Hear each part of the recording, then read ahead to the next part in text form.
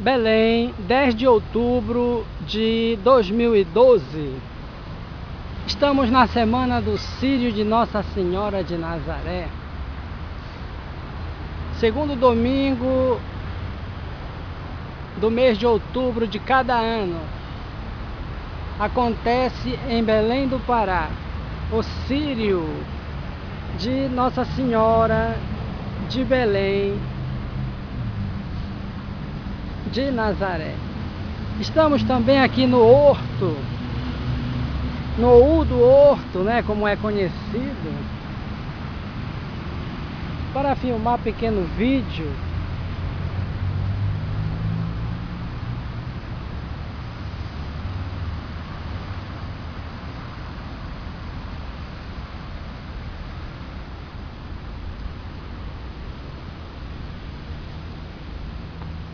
Mas com certeza a matéria do texto muito agradável.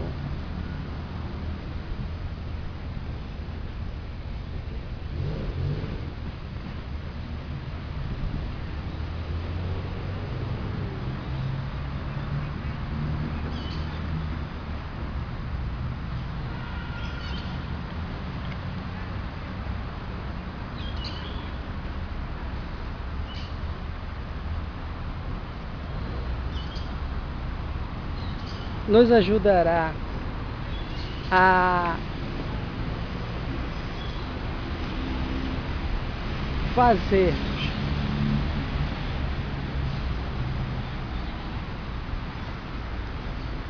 muito agradável a atividade do dia. É mais um vídeo educativo.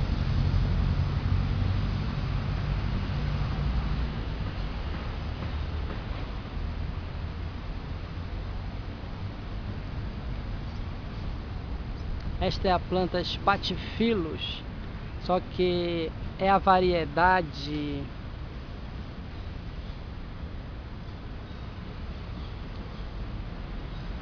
regional, né, aqui da região norte do Pará, né, mais resistente, um pouco maior e tem um perfume suave. Nome popular está escrito na placa: lírio da paz, Spathiphyllum. Nome científico: Spathiphyllum. Esqueci, está apagado ali.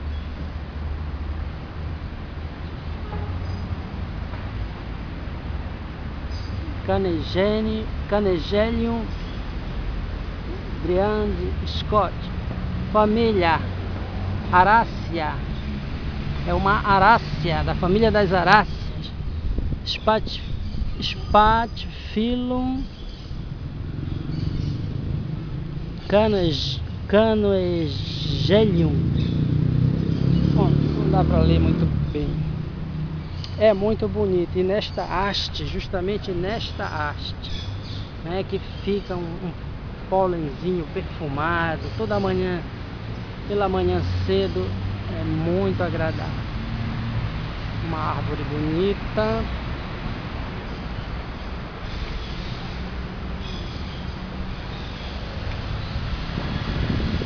É um espaço pequeno, mas muito agradável, né? Muito querido aqui. Bom para ler, para fazer uma refeição.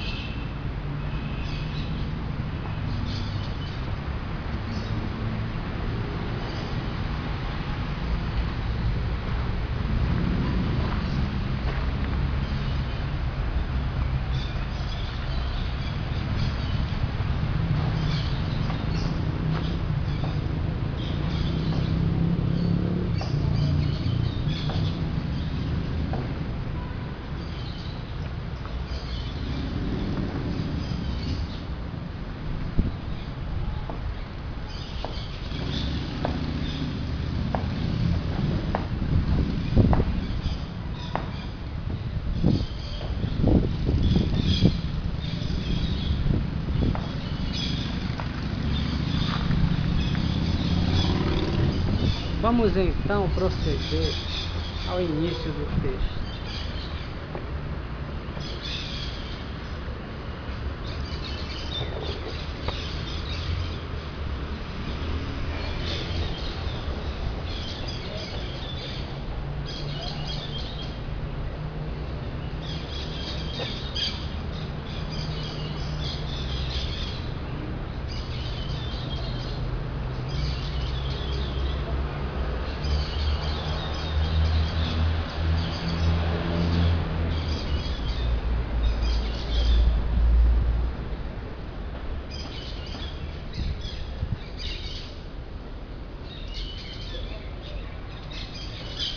Introdução.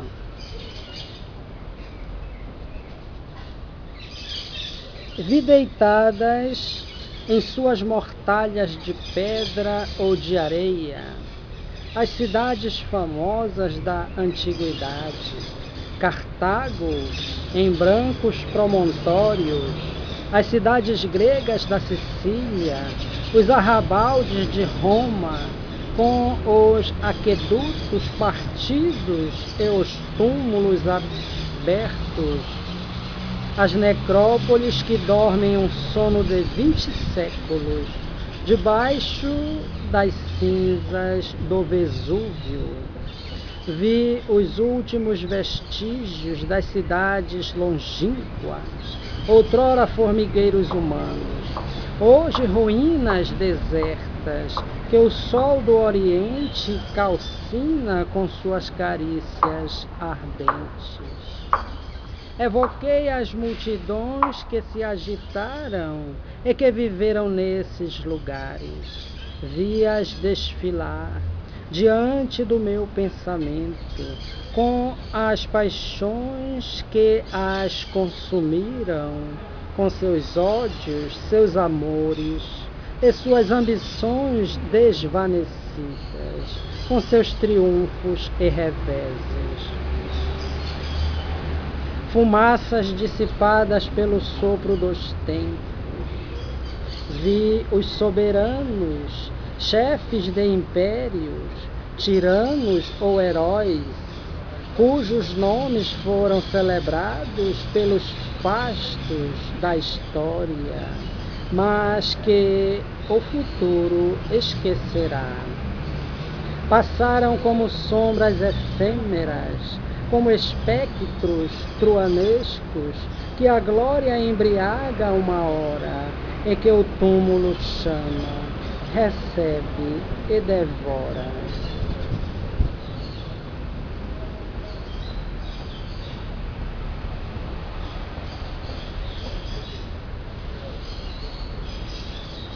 E disse comigo mesmo: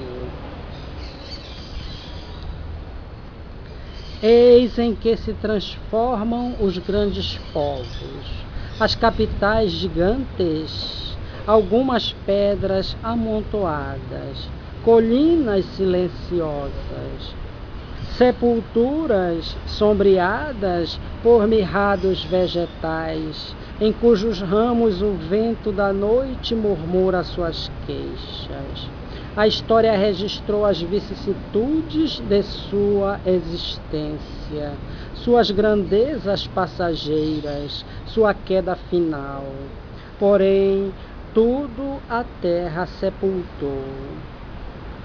Quantos outros cujos nomes mesmos são desconhecidos, quantas civilizações, raças, cidades grandiosas jazem para sempre sob o lençol profundo das águas, na superfície dos continentes submersos.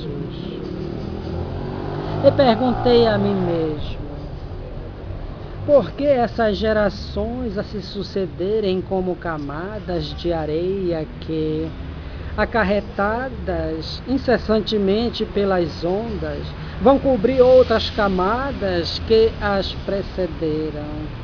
Por que esses trabalhos, essas lutas, esses sofrimentos, se tudo deve terminar no sepulcro? Os séculos, esses minutos da eternidade, virão passar nações e reinos, e nada ficou de pé. A esfinge tudo devorou. Em sua carreira, para onde vai, pois, o homem? Para o nada ou para uma luz desconhecida? A natureza risonha, eterna, moldura as tristes ruínas dos impérios com os seus esplendores.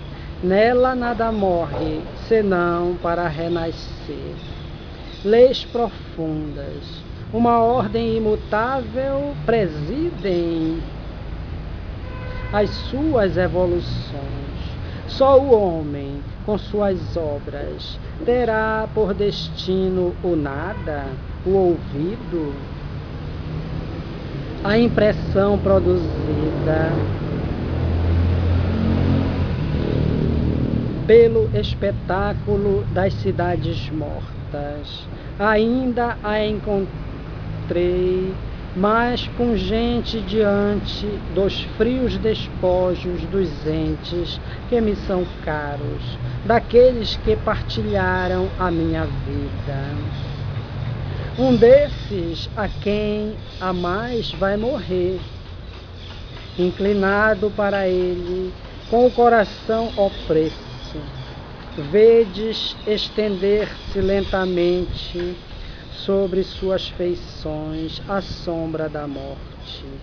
O foco interior nada mais dá que pálidos e trêmulos lampejos. Ei-lo que se enfraquece ainda, depois se extingue. E agora, tudo o que nesse ser atestava a vida, esses olhos que brilhavam, essa boca que proferia sons, esses membros que se agitavam, tudo está velado, silencioso, inerte. Nesse leito fúnebre, mas não há que um cadáver.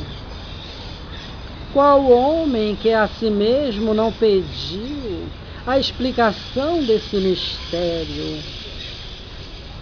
E que, durante a vigília lúgubre, nesse silenciar solene com a morte, deixou de refletir no que o espera a si próprio. A todos interessa esse problema, porque todos estamos sujeitos à lei. Convém saber se tudo acaba nessa hora, se mais não é a morte que triste repouso no aniquilamento, ou, ao contrário, o ingresso em outra esfera de sensações.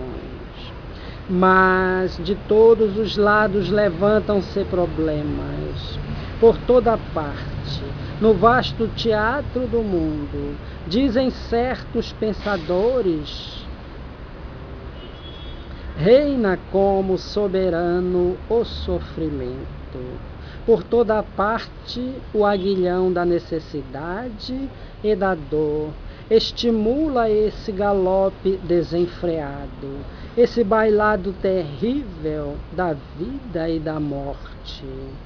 De toda parte, levanta-se o grito angustioso do ser que se precipita no caminho do desconhecido.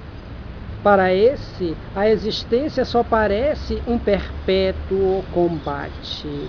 A glória, a riqueza, a beleza, o talento, realezas de um dia. A morte passa, ceifando essas flores brilhantes, para só deixar hastes fanadas. A morte é o ponto de interrogação ante nós, incessantemente colocado. O primeiro tema a que se ligam questões sem número, cujo exame faz a preocupação, o desespero dos séculos, a razão de ser de imensa cópia de sistemas filosóficos. Apesar desses esforços do pensamento, a obscuridade tem pesado sobre nós. A nossa época se agita nas trevas e no vácuo, e procura, sem achar, um remédio a seus males. Imensos são os progressos materiais, mas no seio das riquezas acumuladas, pode-se, ainda morrer de privações e de miséria.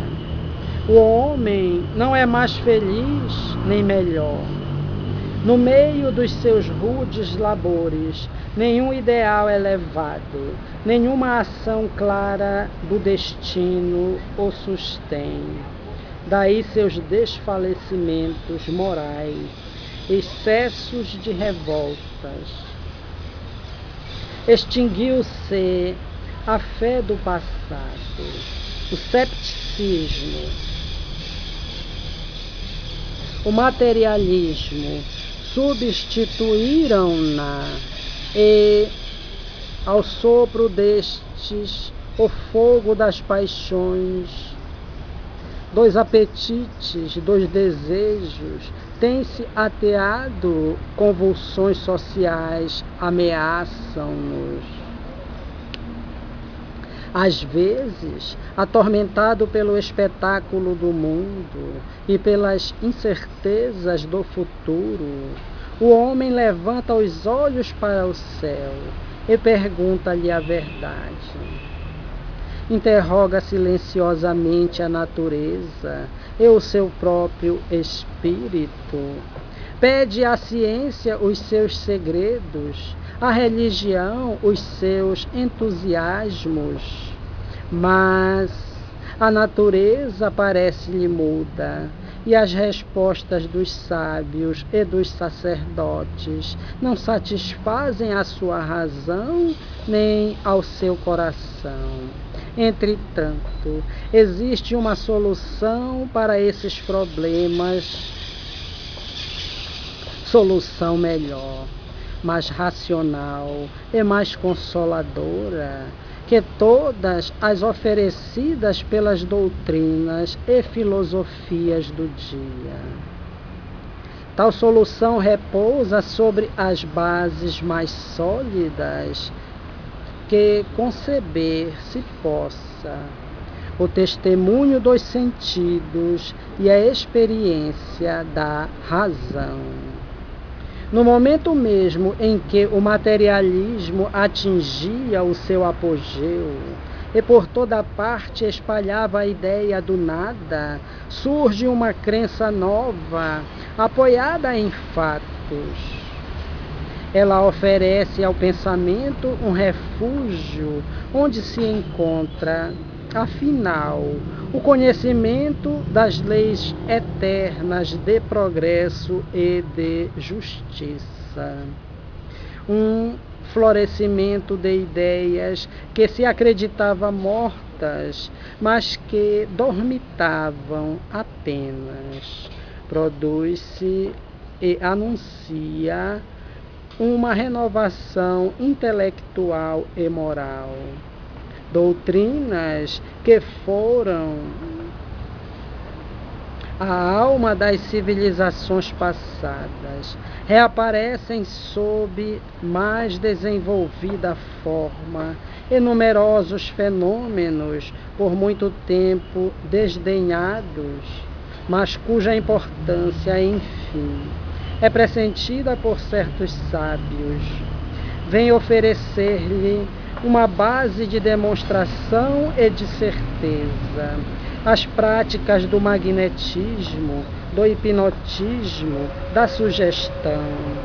Mais ainda, os estudos de Crookes, Rousseau, Wallace, Paul Givier, etc. Sobre as forças psíquicas, fornecem novos dados para a solução do grande problema. Abrem-se abismos, formas de existência revelam-se em centros onde não mais se cuidava de observá-los.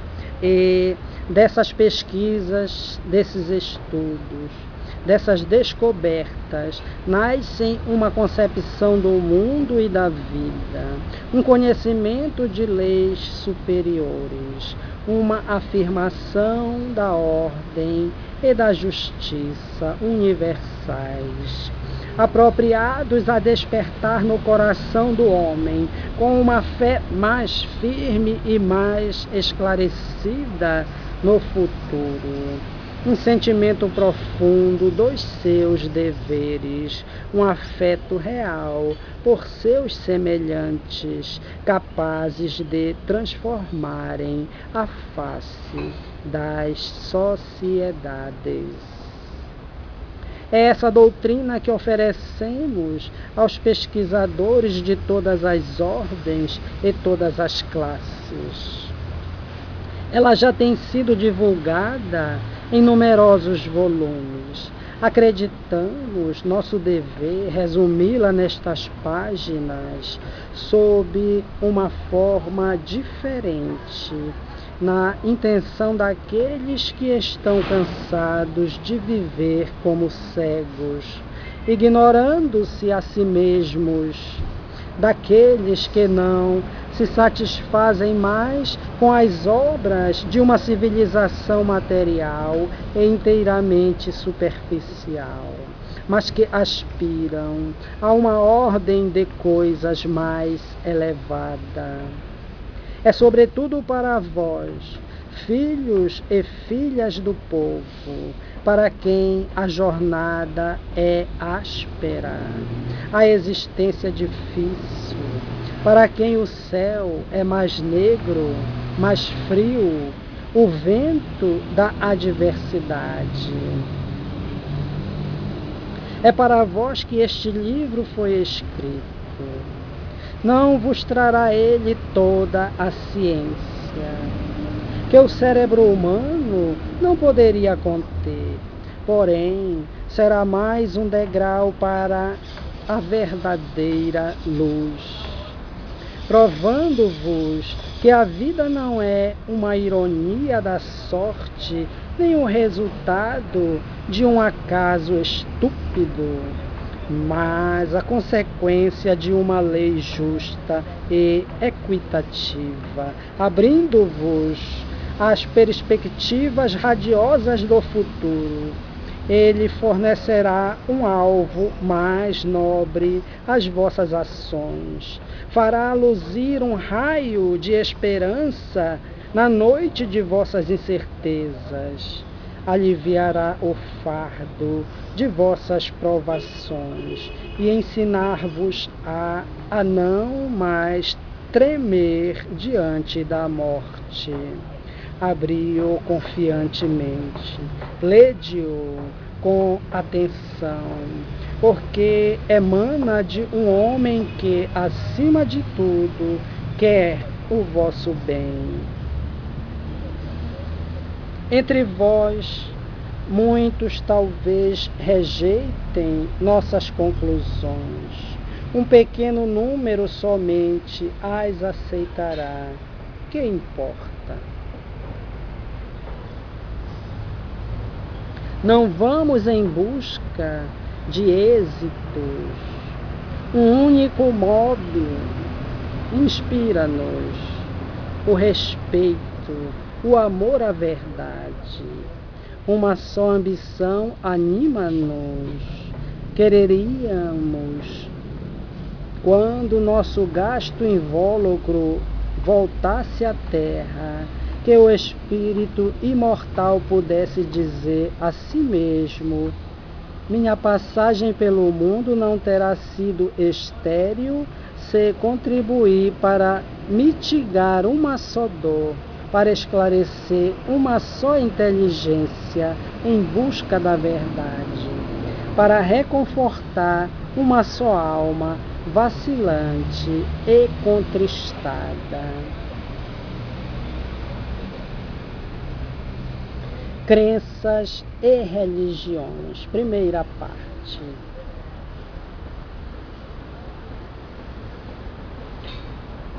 As religiões, a doutrina secreta.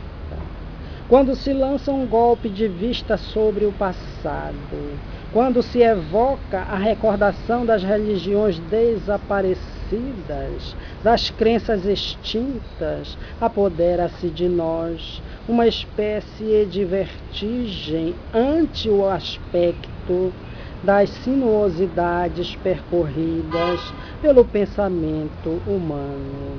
Lenta é sua marcha, parece, a princípio, comprazer-se nas criptas sombrias da Índia, nos templos subterrâneos do Egito, nas catacumbas de Roma, na meia-luz das catedrais.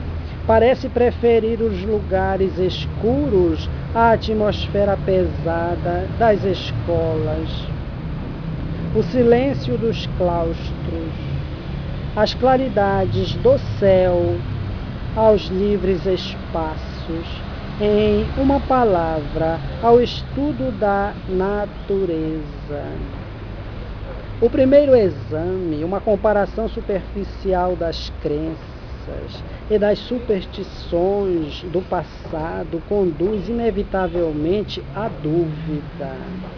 Mas, levantando-se o véu exterior e brilhante que ocultava as massas, os grandes mistérios, penetrando-se nos santuários da ideia religiosa, achamo-nos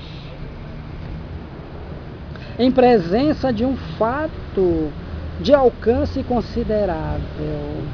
As formas materiais, as cerimônias extravagantes dos cultos tinham por fim chocar a imaginação do povo. Por trás desses véus, as religiões antigas apareciam sob aspecto diverso. Revestiam caráter grave e elevado, simultaneamente científico e filosófico. Seu ensino era duplo, exterior e público de um lado, interior e secreto de outro, e, neste último caso, reservado somente aos iniciados. Conseguiu-se, não há muito, reconstituir esse ensino secreto, após pacientes estudos e numerosas descobertas epigráficas. Desde então, dissiparam-se a obscuridade e a confusão que reinavam nas questões religiosas. Com a luz fez-se a harmonia. Adquiriu-se a prova de que todos os ensinos religiosos do passado se ligam, porque em sua base se encontra uma só e mesma doutrina, transmitida de idade em idade a uma série ininterrupta de sábios e pensadores. Todas as grandes religiões tiveram duas faces, uma aparente, outra oculta.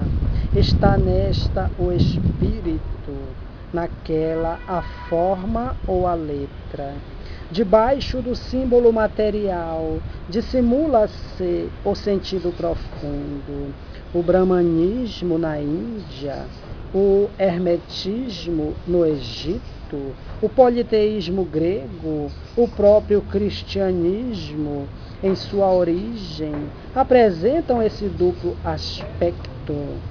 Julgá-las pela face exterior e vulgar é o mesmo que apreciar o valor moral de um homem pelos trajos. Para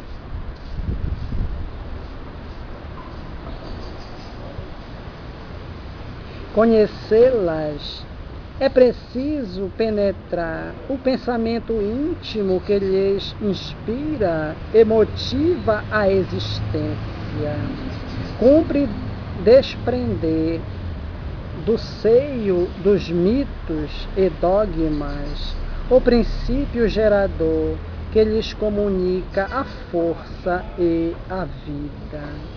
Descobre-se, então, a doutrina única, superior, imutável, de que as religiões humanas não são mais que adaptações imperfeitas e transitórias, proporcionadas às necessidades dos tempos e dos meios.